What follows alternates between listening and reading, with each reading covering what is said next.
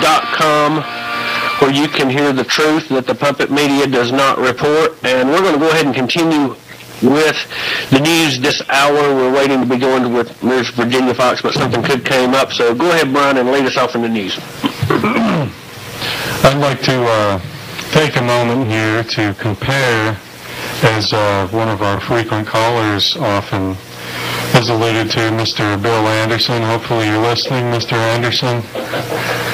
This is a comparison between the fall of the Roman Empire and our current situation here in America. He had pointed that out some months back, and it was a stark contrast. Absolutely, and you'll see that here in a second. British historian Andrew Day Toynbee convincingly argues that the Roman Empire had a rotten economic system from its inception, and its institutions steadily decayed over time. The Roman government didn't have a proper budgetary system, and so it squandered resources maintaining the empire while producing little value. And the spoils from conquered territories were no longer sufficient to support many of its expenses. It turned to higher taxes, in effect shifting the burden of the immense military structure onto the back of the citizenry. Does that sound familiar? The higher taxes forced many small farmers to let their land go barren. To distribute citizens from the worsening conditions, Roman politicians played the populist card by providing free wheat to the poor, entertaining them with circuses, chariot races, and other entertainments. The American empire has reached the point where it now faces similar structural imbalances, but to pay its bills, it has largely chosen to borrow from foreign countries in recent years, and the bills are large. The $765 billion annual military budget by the United States equals the military expenditures of the rest of the world combined. The social safety net put in place over the decades by politicians attempting to get reelected has resulted in a large number of Americans now almost totally dependent upon the almighty state for their well-being. Threatening to rip apart the country's social fabric, the new American will vote for anyone who promises to sustain this dependency even as the nation increasingly struggles under the weight of $56 trillion in unfunded liabilities. The non-farm workforce in the United States totals 133 million people. Of that number, the government directly employs 22.5 million. Millions more are employed by industries heavily dependent on government spending, such as defense, construction, and healthcare. The annual maintenance costs of the country's safety net now costs American taxpayers hundreds of billions.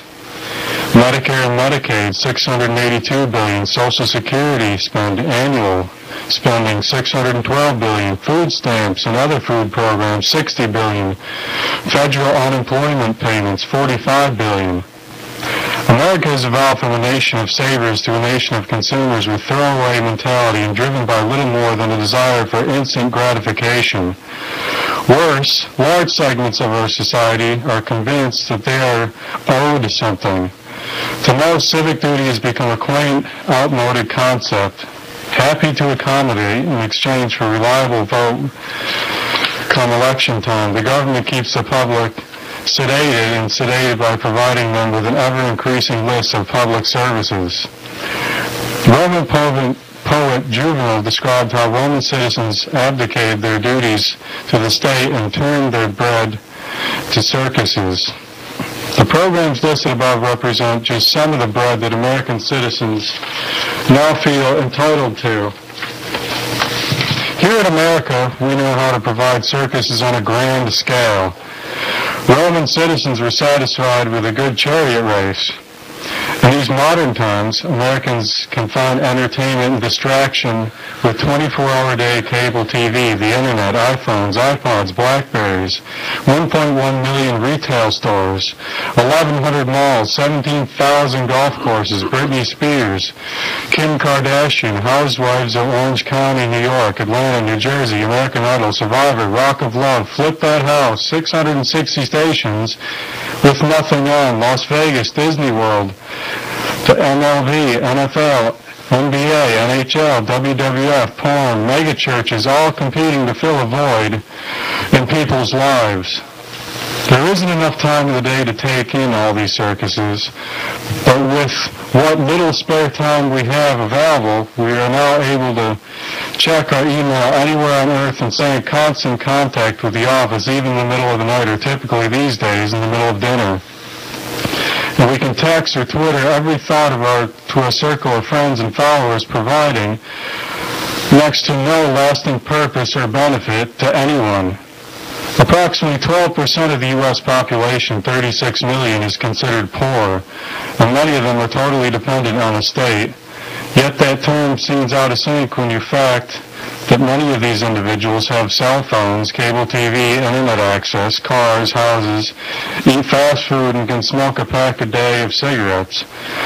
How can this be? For the answer, look no further than Alan Greenspan, Ben Bernanke, and the Federal Reserve, in cahoots with the financial geniuses on Wall Street who made it standard practice to create money out of thin air and encourage anyone with a heartbeat to avail themselves of it in the form of low-cost loans, no proof of income or asset required. The arrangement worked just fine until the banks could no longer hide the bad debt or sell it to the greater fool. Now it has collapsed onto the backs of the American taxpayer.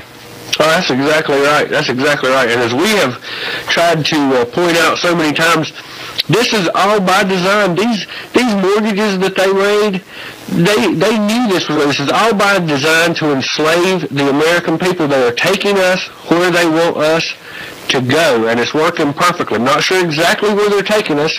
Virginia Foxx, when she did join us a month ago, she said to about a third-rate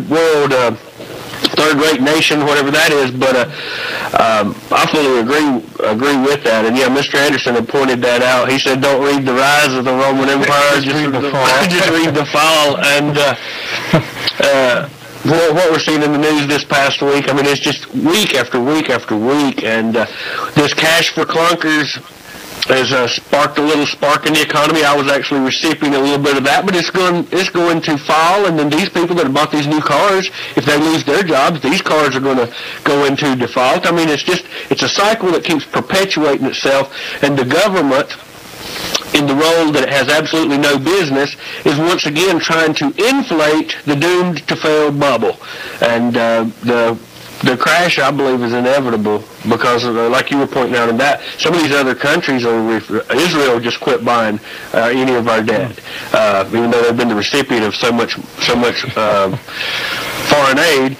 But China gets done with us, it'll be over. But sometimes you ask yourself, why should, Israel buy our debt, then we turn back and just give them the same money back? Or why should the United States give the IMF $100 billion and the IMF just turns right around and gives it back to us and whoever else? It's all about interconnectivity, people. It's making everyone dependent on everyone else, and a new world order and world government could not exist without this interdependency. Oh, exactly. And the reason our government is collapsing our economy is if we were in love with the United States government and they were doing everything right and we had no debt and there was money for people to go to school and people didn't owe a tremendous amount on their houses and there was factories being built and people were going to work and everyone was doing good, you wouldn't embrace the New World Order.